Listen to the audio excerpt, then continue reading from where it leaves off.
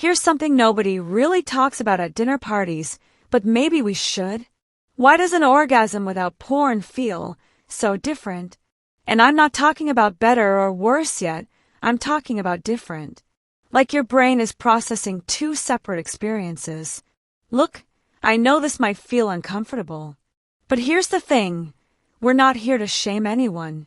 Not you, not me, not anyone watching this. We're just going to talk about what happens in your brain when you orgasm with porn versus without it.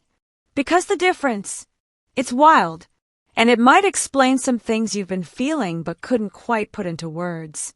If this sounds like something you need to hear, do me a favor. Hit that subscribe button. Not for me, but for you. Because we're going to dive into topics like this that most people are too afraid to touch. And trust me, you'll want to catch the next one. So let's get into it. What's actually happening upstairs when you climax?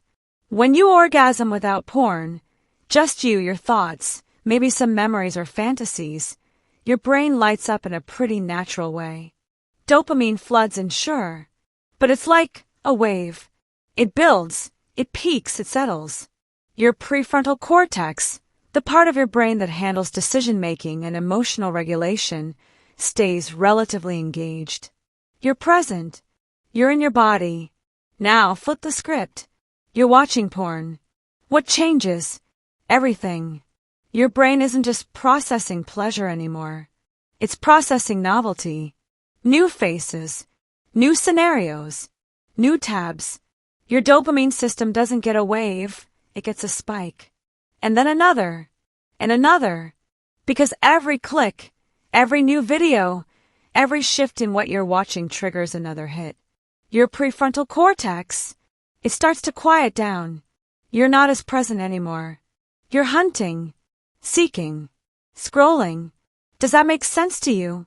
Have you ever noticed that when you're done, you don't even remember half of what you watched? That's not a coincidence. Your brain was chasing stimulation, not connection. Here's the part some of you might not agree with, and that's okay, but your brain starts to wire itself differently. The more you pair orgasm with that hyperstimulated state, the more your brain starts to expect it. Real intimacy, where it's just you and another person, no edits, no perfect lighting, no skip to the good part, it starts to feel dull. Not because it is dull, but because your brain's been trained to expect a fireworks show when real sex is more like a slow burn. And that's where things get tricky. Let me ask you something, and I want you to really think about this. Imagine you're being intimate with someone you care about. You're there physically, but mentally, you're somewhere else. You're replaying scenes from videos you watched last night. You're thinking about someone else's body, someone else's performance. How would you feel if you found out that's what was happening with your partner? That while they were with you, they were thinking about someone, something else entirely? Drop your answer in the comments. Because this is the part we don't talk about enough. It's not just about your pleasure. It's about the person you're with. When you train your brain to get aroused by watching other people, your ability to get aroused by real connection starts to fade. I'm not making this up. This is what happens neurologically. Your brain builds pathways. And if those pathways lead to pixels on a screen, they don't automatically redirect to the person lying next to you. Physically, some people start experiencing issues. Erectile dysfunction, delayed ejaculation, difficulty climaxing at all with a partner, and mentally, guilt, shame, disconnection. You start feeling like you're performing instead of connecting. And the person you're with, they feel it too. They might not say it, but they feel it. If you're feeling seen right now, if this is hitting home, leave a comment below. Even just an emoji. Let me know you're here and you're listening. And if you haven't subscribed yet, this is your reminder. We're building a community that doesn't shy away from the hard conversations. So what happens when you step back? When you orgasm without porn? First, your brain gets a break. That dopamine spike, it levels out. Your reward system starts to recalibrate. You begin to feel pleasure from smaller, more natural things again. Music sounds better. Food tastes richer. Touch becomes more sensitive. But here's the deeper part. You start reconnecting with yourself. When you're not relying on external stimulation, you have to tune into what actually turns you on. Not what some algorithm thinks you want to see.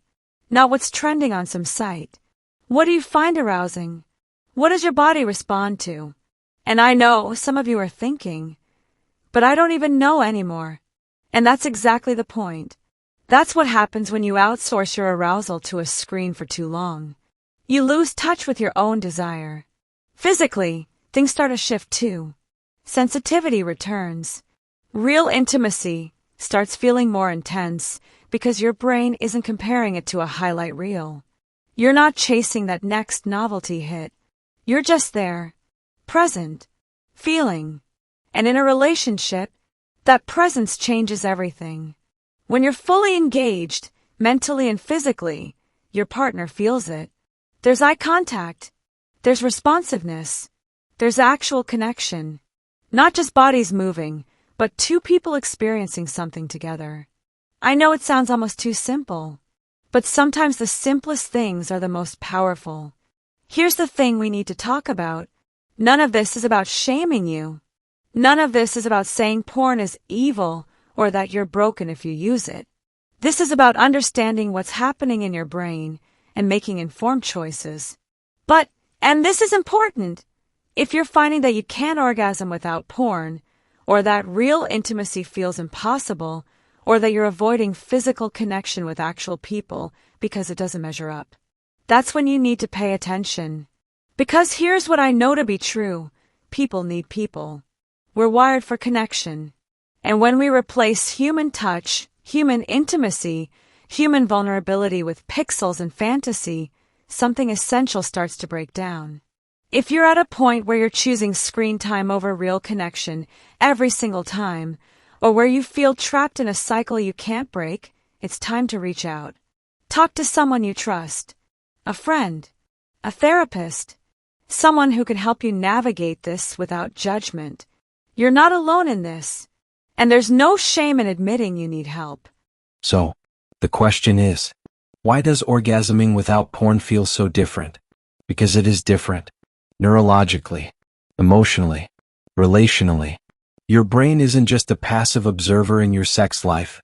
It's shaping how you experience pleasure, connection, and intimacy. And what you feed it matters. If this video resonated with you, drop a comment and let me know. What surprised you most? What are you going to try differently? And don't forget to subscribe because we're just getting started with conversations like this. Remember, people need people. Don't let a screen rob you of that. And if you're struggling, if you feel like this is beyond your control, reach out. Get help. You deserve real connection. You deserve to feel fully alive in your own body. Thanks for watching. I'll see you in the next one.